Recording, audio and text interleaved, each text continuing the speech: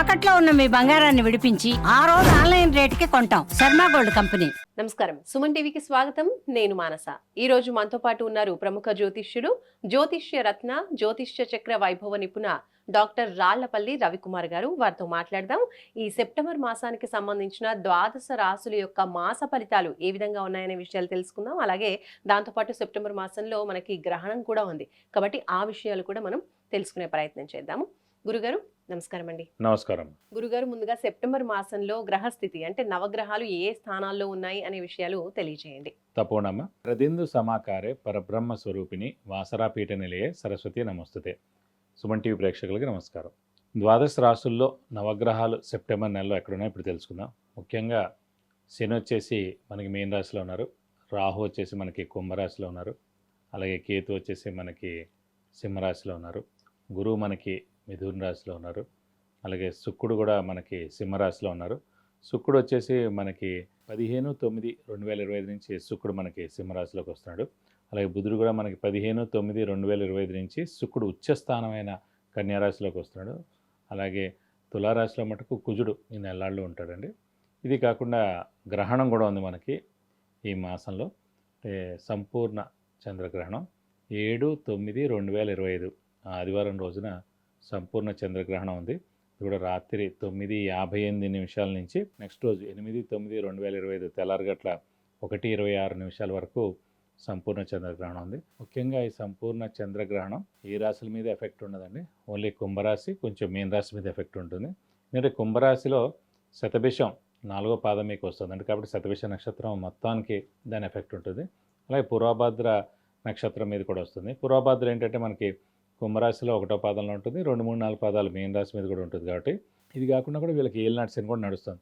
ఏలినాటి శని ప్లస్ చంద్రగ్రహణం నడుస్తుంది కాబట్టి కొంచెం ఇంపాక్ట్ ఎక్కువగా ఉంటుంది. ముఖ్యంగా కుంభరాశికి కొంచెం తక్కువగా ఉండొచ్చు, ఎందుకంటే కుంభరాశి అధిపతే శని కాబట్టి ఏలినాటి శని నడుస్తున్నా కూడా శని అంత దారుణంగా అయితే ఉండడు. కానీ గ్రహణ ఎఫెక్ట్ కూడా ఖచ్చితంగా ఉంటుందని, సో జాగ్రత్తగా ఉండడం ఉత్తమం. సో శతభిష నక్షత్రంకి పూర్వభాద్ర నక్షత్రం మీదే చంద్రగ్రహణం వస్తుంది కాబట్టి ఈ 2 నక్షత్రాల వాళ్ళు కొంచెం జాగ్రత్తగా ఉండాలి. అలాగే కుంభరాశి మీన రాశి వాళ్ళు కూడా కొంచెం జాగ్రత్త వహించి చిన్న చిన్న శాంతులు చేయించుకుంటే సరిపోతుంది. ఇది నవగ్రహాలు ద్వాదశ రాశిలో ఈ స్థానాల్లో సెప్టెంబర్ మాసంలో ఉన్నాయి. ఇప్పుడు కుంభరాశి యొక్క సెప్టెంబర్ మాస ఫలితాలు తెలుసుకుందాం. గురుగారు, కుంభరాశి వాళ్ళకి ఈ సెప్టెంబర్ మాసం ఎలా ఉండబోతోంది? ఏమైనా విషయాల్లో అనుకూలతలు ఉన్నాయా? కలిసి వచ్చే అవకాశాలు ఏమైనా ఉన్నాయా? తెలియచేయండి. తప్పకుండా. కుంభరాశి అనగానే మనకి ధనిష్ట 3-4 పాదాలు, శతభిషం 1, 2, 3, 4 పాదాలు, పూర్వభాద్ర 1, 2, 3 పాదాలు, ఈ నక్షత్రాల సమూహంతో మనకి కుంభరాశిలోకి వస్తుంది. ప్రస్తుతం వీరికి గురుబలం పరిపూర్ణంగా ఉంది పంచమ స్థానంలో. సో దైవబలం, దైవానుగ్రహం పరిపూర్ణంగా ఉన్నట్టు. అలాగే ద్వితీయ స్థానంలో శని ఉన్నాడు, అంటే లాస్ట్ ఫేజ్, ఏలినాటి శని కూడా లాస్ట్ ఫేజ్ నడుస్తుంది ఇంక వీళ్ళకి. శుక్రుడు సప్తమ స్థానంలో చాలా బాగున్నాడు, ఎందుకంటే కుంభరాశికి యోగకారకుడు, అదృష్టకారకుడు, లక్ ఫేవర్ చేసే గ్రహమైన శుక్రుడు సప్తమ స్థానంలో ఉన్నందుకు చాలా బాగుంటుంది. మెయిన్ గురుబలం ఉన్నందుకు నిరుద్యోగులకు ఉద్యోగం రావడం, ఉద్యోగస్తులకు promotions, name and fame, salary hike, increment, boss నుంచి మన్నన, అలాగే ఫారెన్ టూర్ విజిట్స్, అసైన్మెంట్స్ ఇలాంటివన్నీ జరిగేందుకు అవకాశం ఎక్కువగా ఉంది.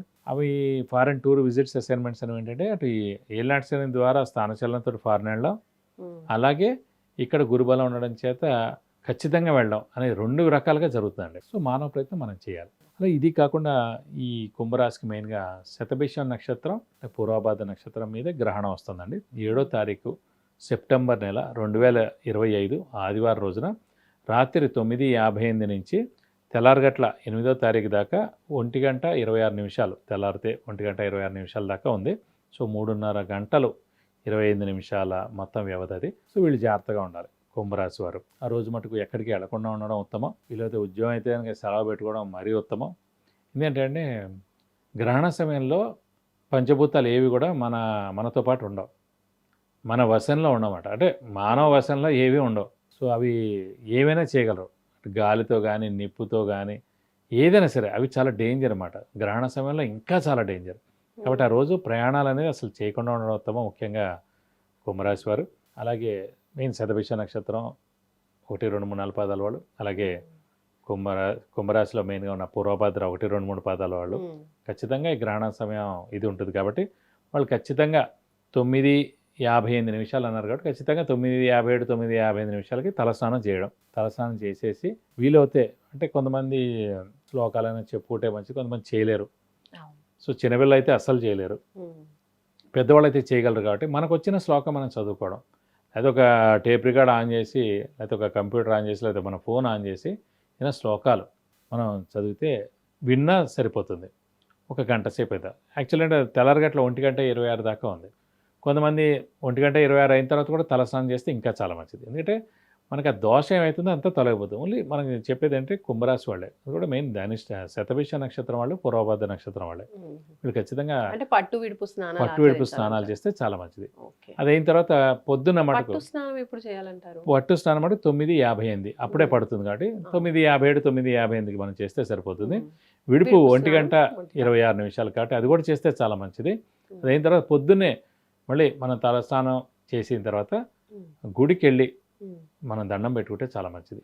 అమ్మవారి గుడి అయినా అవచ్చు, శివుడి గుడి అయినా అవచ్చు, వినాయకుడు ఏ గుడి అయినా సరే ఒక 40 ప్రదక్షిణాలు చేసి దేవుడి దండం పెట్టుకుని చంద్రబింబం, ఎందుకంటే ఇది సంపూర్ణ చంద్రగ్రహణం కాబట్టి చంద్రబింబం వెండిది, అది 100-200 రూపీస్ ఎంత ఉంటుంది, మనం కొనుక్కుని ఒక బ్రాహ్మడికి అది దానం ఇవ్వాలండి. దాంతోపాటు ఒక కేజింపో బియ్యం, వీలైతే ఒక వైట్ లుంగి, వైట్ పంచ, అలాగే ఒక 100 రూపాయలు క్యాష్ ఆ బ్రాహ్మణికి దానం ఇస్తానక దోషం మొత్తం తొలగిపోతుంది. అంటే ఈ గ్రహణం అయిపోతే మళ్ళీ 9 ఏళ్ల దాకా మనకి ఈ గ్రహణం రాదు, ఈ కుంభరాశి వరకు ఎవరికైతే ఉందో. కాబట్టి ఇది చేసుకున్నాం అనుకోండి, ఎలాంటి బ్యాడ్ ఉన్నా కూడా తొలగిపోతుంది అన్నమాట. సో ఖచ్చితంగా ఈ పరిహారాలు మటు ఖచ్చితంగా పాటించాలి చంద్రగ్రహణానికి. వీళ్ళకి సంతాన భాగ్యం కలిగే అవకాశం ఉందంటారా? సో పంచమ స్థానంలోనే గురువు ఉన్నాడు. పంచమ స్థానమే సంతాన స్థానం, సంతాన కారకుడే గురువు అండి. కాబట్టి ఖచ్చితంగా కుంభరాశి వారికి సంతాన యోగం ఉంది. గురుగారు ప్రత్యేకంగా మరి ఈ మాసంలో కుంభరాశి వాళ్ళు అంటే గ్రహణం విషయంలో తెలియజేశారు. ఈ మాసం అంతా కూడా బాగుండడం కోసం ఇంకా ఎలాంటి పరిహారాలు పాటించాలో తెలియజేయండి. తప్పకుండా. వీరికి అంటే ద్వితీయ స్థానంలో శని ఉన్నాడు, ఇంకా లాస్ట్ ఫేజ్ ఏలినాడు శని. కాబట్టి వీరు కూడా ప్రతి అంటే ఇంకొక 2 ఏళ్ల పాటు ఉంది కాబట్టి ప్రతి శనివారం ఉపవాసం అంటే చాలా మంచిది. అలాగే శివుడికి మరియు వెంకటేశ్వర స్వామికి, ఆంజనేయ స్వామిని ఎక్కువగా ఆరాధిస్తే మంచిది. వాళ్ళ యొక్క అష్టోత్తరాలు రోజు చదువుకుంటే మంచిది. వాళ్ళ రోజుల్లో అంటే వెంకటేశ్వర స్వామి కనుక బుధవారం, శనివారం, అలాగే మంగళవారం, శనివారం ఆంజనేయ స్వామికి, శివుడికి అయితే సోమవారం రోజున ఆ గుడికి వెళ్ళి 40 ప్రదక్షిణాలు చేయడం, వాళ్ళ మెయిన్ రోజుల్లో వాళ్ళకి అభిషేకంగా నర్చన కానీ చేస్తే కనుక అన్ని విధాలా మంచి చేకూరుతుంది. విద్య, ఉద్యోగం, వ్యాపారం, వివాహం, సంతానం, ఆరోగ్యం, అలాగే విదేశీయానం, గృహయోగం, వాహన యోగం, ఇలా ఏ విషయంలోనైనా మీరు గురువుగారి నుంచి సలహాలు తీసుకోవాలి అనుకుంటే స్క్రీన్ పైన కనిపించే నెంబర్స్కి కాల్ చేసి పర్సనల్ అపాయింట్మెంట్ తీసుకోవచ్చు. ధన్యవాదాలు గురుగారు.